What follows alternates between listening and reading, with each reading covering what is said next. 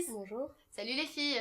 Alors les filles, aujourd'hui on a la chance d'être avec Alice. Elle est créatrice design, elle fait plein de choses super sympas, notamment de l'origami.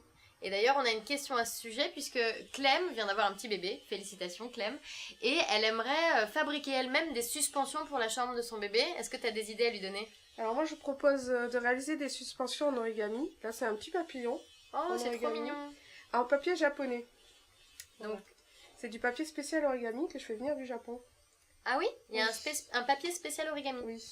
Parce que l'origami c'est japonais alors, si Oui, j'ai bien c'est compris. japonais, Parce que moi j'y connais rien. Alors raconte-nous comment on fait ça, par exemple, c'est dur à faire un papillon comme ça? Alors non, c'est un origami niveau 2, hein, donc c'est très très rapide à faire. D'accord. Et on trouve des tutos sur internet qui expliquent très très bien la technique. Et donc c'est comme du ça que j'ai pliage. appris. Oui, c'est du pliage. Si on doit expliquer à quelqu'un qui ne connaît pas l'origami ce que c'est du pliage. Voilà, c'est un carré de papier qu'on plie de façon à donner une forme. Ok, donc là on a un joli petit papillon qui pourrait être très mignon dans une chambre de fille. Clem, si c'est une fille, ton bébé par exemple. Et comment on fait une suspension pour chambre d'enfant? Alors là, avec une aiguille, on troue le papier. Ouais. On passe un fil de nylon avec une petite perle juste là. Et hop, on a la suspension qui est Ah réalisée. super, donc en fait, là on a le papillon.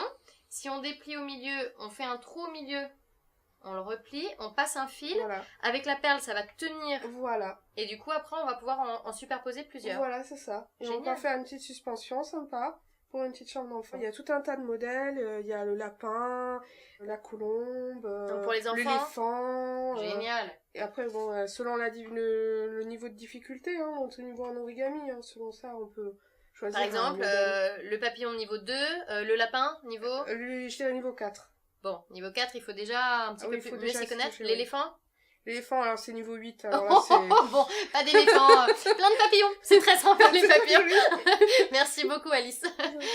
Bah voilà Clem, tu as tout ce qu'il te faut pour faire une suspension très jolie pour la chambre de ton futur bébé. Les filles, si vous avez d'autres questions, n'hésitez pas, la page fan ou le site internet secretfille.tv.